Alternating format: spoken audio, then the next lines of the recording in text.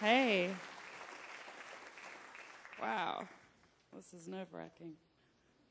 It's really great to be here. Thank you, Amy, and thanks, Josh Taylor. I know this has taken a lot of work. Time check.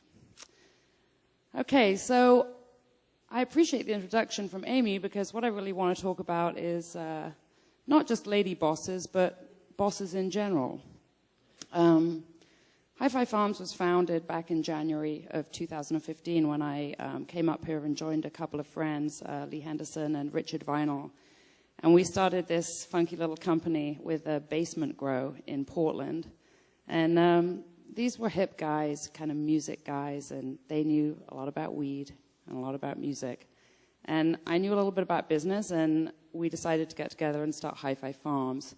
And it was crazy, you know, it's a startup. Startups are nutty.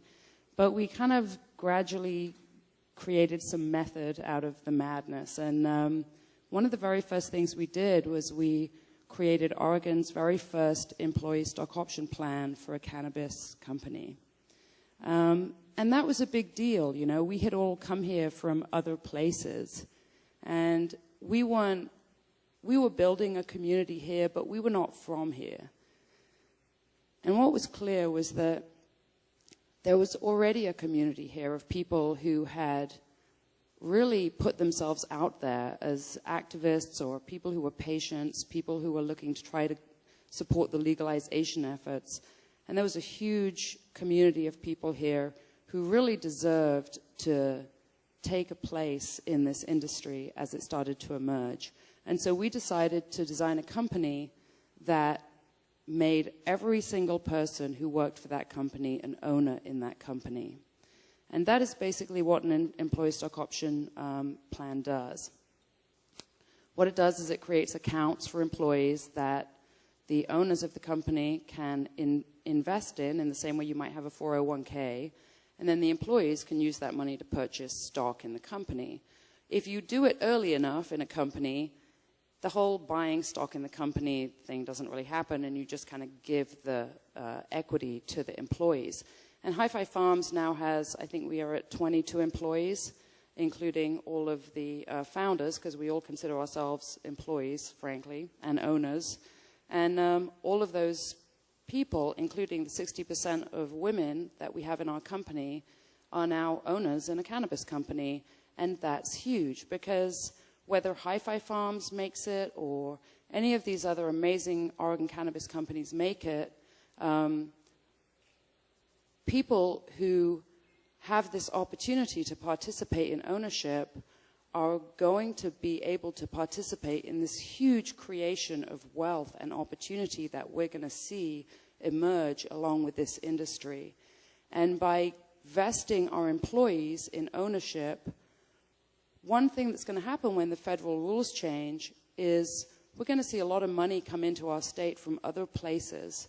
We're going to see a lot of companies buy these little companies that look like a good opportunity, and they're going to get scooped up. And the problem with that is that once that happens, all of the wealth and all of the opportunity and all of the future potential of those companies gets sort of sucked up out of our state. And it disappears into what I like to think of as the financial services stratosphere, where the Lear jets fly over and, you know, who knows, billionaires. But we didn't want to see that happen, not to our company. And I don't want to see that happen to a lot of the companies here and a lot of the people that I see working in this industry. And so I've kind of started to try and talk about this a little bit and explain a little bit about what these things are that you can create in your companies and tell people a little bit about them. And so I brought some data with me. So there's a bunch of studies that are done on this, not in cannabis, but just in business in general. And Rutgers did a study that said, oh, companies that have employee participation have better economic performance. Well, it's a little bit vague. So Harvard did a follow-on study to that, and they dug in a little bit. And what they discovered was that within these companies, the employees do a better job basically actively monitoring and managing one another, which means if you think about that, actively monitoring and managing one another, so you have a much more cohesive team, you have a lot more peer and personal accountability. You just have a system where the managers aren't constantly trying to tell people to stop going outside and taking smoke breaks, and can actually think more strategically about the company, while all the owners underneath them are effectively managing and improving their particular areas of work and their areas of responsibility. The AUS General Accounting Office did a study, the largest study to date, of 110 companies, and they demonstrated that productivity growth in participatory ownership companies is an average of 52% a year. Now, that's about 3 times the equivalent in companies that simply have employees. And NCEO, which is the National Center for Employee Ownership, showed up with an 8 to 11% faster growth rates in companies that have employee ownership. These numbers in the landscape of business, where you're trying to eke out these tiny little bits of competitive advantage, these are huge numbers. This is a huge differentiator, and I get the feeling that not everybody knows this. Not everybody really understands what the real basis for doing something like this is.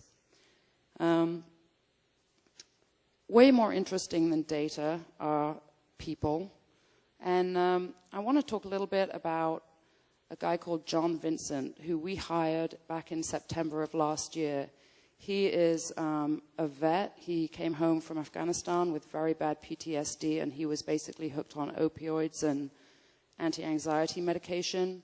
He was directed through a veterans group that he was participating in to try cannabis to help him with his PTSD. And he tried it, and he had such a compelling experience doing that, that he started his own little medical grow, and he was growing for himself and 6 other patients.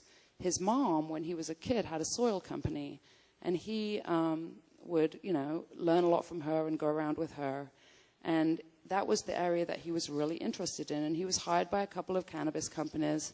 But frankly, he didn't get treated super well. He had a pretty bad experience, and when we met him because his girlfriend became one of our employees, and he would kind of come and see her at the farm and start chatting with us about soil and the stuff he was interested in, but he'd been pretty turned off, and he didn't want to work in a cannabis company. Anyway, needless to say, a month or 2 later, he was working in our cannabis company, and became an owner in our cannabis company. And the incredible transformation that happens when you give someone real ownership, you vest them in the future of something, and then you basically give them the responsibility to run their job, figure out what they're passionate about, decide the problems that need to get solved, and have a voice. They get to take risks. It's okay to make mistakes. It's really about a culture, The ownership isn't enough. Ownership is really a function of a feeling of engagement and responsibility. And over the last few months, John's just really kind of dug in on the soil thing, and now HiFi Farms makes its own soil. We use living soil. We've eradicated our cultivation costs for soil and nutrients by 60%. What we're able to do in our own business has been pretty stunning. And John, we send him off to conferences and soil stuff, and he's on Instagram and all the rest of it. And of course, he's talking about it. And now we're getting calls from all over the country for people saying, hey, how do I buy your soil? Where do I get your soil? So now this guy is basically starting within our company. We have the potential for an entirely new division within our company, because this is a guy who feels like his talents and his passion, he's found a place where he can be creative and express that, and he owns a piece of that. He owns a piece of the company that he's helping to build. And the other piece of this transformation, honestly, is for me personally. I had a career in change management and cultural development and organizational design. I've done all of those things. And I knew that this was powerful, and I'd read a lot of studies and, been to a lot of seminars and all the rest of it. But I didn't really get it. I didn't really know what it meant until I had this incredible opportunity with the support of my partners and the incredible support of our investors, who at this point we've given more of our company to our employees than we've given to our investors, which is pretty staggering. And it's been a completely transformational experience as someone, for me, as having had the opportunity to create an environment where you get to see people kind of take a minute to get used to the fact that they're not going to get told what to do, and they're not going to get told off and managed and monitored. And that's anxiety provoking for some people. But once people settle in and they get used to it, the kind of transformation that can occur and the kind of community that can be created and the team that can be created is a really amazing thing. And it's been a transformational experience for me, and I'm just completely thankful that I had the opportunity to be in a position where I could put these policies in place and see what really happens when you give people ownership. And I really appreciate the opportunity to tell you a little bit about it. So thank you very much.